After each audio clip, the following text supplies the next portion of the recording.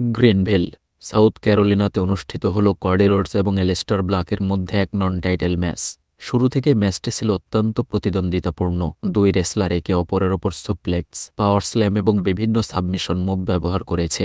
দর্শকরা উপভোগ করছিল এই টানটান উত্তেজনা, কিন্তু ম্যাচের মাঝেই পরিস্থিতি সম্পূর্ণ বদলে যায়। দুজন রেসলার একই সঙ্গে কিক মারার পরে যখন রিংয়ে পড়েছিল, তখন হঠাৎ করে ড্রু ম্যাকিন্টায়ারের আবির্ভাব ঘটে রিংয়ের মধ্যে। কোনো সতর্কতা ছাড়াই রেফারিকে কিক করে এই তারকা, আর ফলাফলস্বরূপ ম্যাচটি সঙ্গে সঙ্গে বাতিল হয়ে যায়। কর্ডি রোডস পাল্টা লড়াইয়ের জন্য ড্রিউকে আক্রমণ করে, কিন্তু অ্যালিস্টার ব্ল্যাক উঠে কর্ডি রোডসকে আক্রমণ করে। এরপর আমরা দেখতে পাই ডেমিয়েন প্রিস্টের আগমন, যে অ্যালিস্টার ব্ল্যাক এবং ড্রু ম্যাকিন্টায়ার দুজনকেই কুপোকাত করেছে।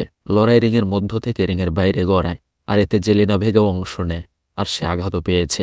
শেষ পর্যন্ত স্ম্যাকডাউন জেনারেল ম্যানেজার নিক অ্যালডিস রিংয়ে এসে পরিস্থিতি নিয়ন্ত্রণে নেন। তিনি ঘোষণা দেন ড্রু ম্যাকিন্টায়ারকে তার আচরণের জন্য সাসপেন্ড করা হচ্ছে। এই সিদ্ধান্তে ড্রু ম্যাকিন্টায়ারের চলমান যে দ্বন্দ্ব ছিল, সেটাতে নতুন মোড় এসেছে। এখন দেখার বিষয়, এ সাসপেনশন তার জন্য বড় কোনো শাস্তির পথ তৈরি করবে, নাকি এটি তার রাগ ও প্রতিশোধের আগুন আরও বাড়িয়ে দেবে। তবে কেন তাকে সাসপেন্ড করা হলো, এটার কিছু কারণ এই ভিডিওতে তুলে ধরা হয়েছে।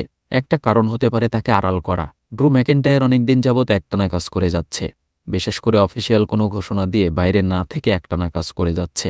এই সময়ের মধ্যে যথেষ্ট সুযোগ তাকে দেওয়া হলেও কোম্পানি মূলত সেটা সঠিকভাবে ব্যবহার করতে দেয়নি। মানে ভালো কিছু পাওয়ার সম্ভাবনা থাকলেও সেটা করা হয়নি।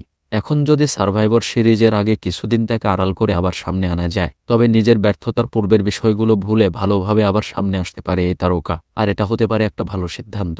আরেকটা কারণ হতে পারে তাকে স্ম্যাকডাউন থেকে সরিয়ে ফেলা। এই তারকা লম্বা সময় ধরে স্ম্যাকডাউনে কাজ করছে, এখানে টপ ফেস হিসেবেও কাজ করেছে, কিন্তু তেমন কোনো সাফল্য নেই, যেটা আলোচনার বিষয় হতে পারে। অথচ সে ছিল যোগ্য তারকা। হয়তো কোম্পানি বারে বারে যে আলোচনার মুখে পড়েছে সেটার একটা বিহিত করতে চায়, মানে এখানে টপ থেকে সরিয়ে রতে তাকে টপ বুকিং দেওয়া হতে পারে। তবে সাফল্যের বিষয়টা তখনই দেখা সম্ভব। সে যাই হোক, তাকে স্ম্যাকডাউন থেকে সরানোর একটা প্ল্যান খুব কাছাকাছি আছে। এদিকে আড়ালের মধ্যে কোম্পানি ছেড়ে যাওয়ার একটা গুঞ্জন তৈরি হয়েছে। 2024 সালে ডাব্লিউডাব্লিউই এর সঙ্গে নতুনভাবে চুক্তি করেছে এই তারকা, যেটার মেয়াদ 2028 সাল পর্যন্ত। তবে এর আগে কিছু শর্ত রয়েছে, যেটা দুই পক্ষকে মেনেই তারপরে এই কাজ করছে তারা। বর্তমানে যেভাবে তাকে বুকিং দেওয়া হচ্ছে, এই বুকিংয়ের কারণে মোটেও খুশি নয় এই তারকা।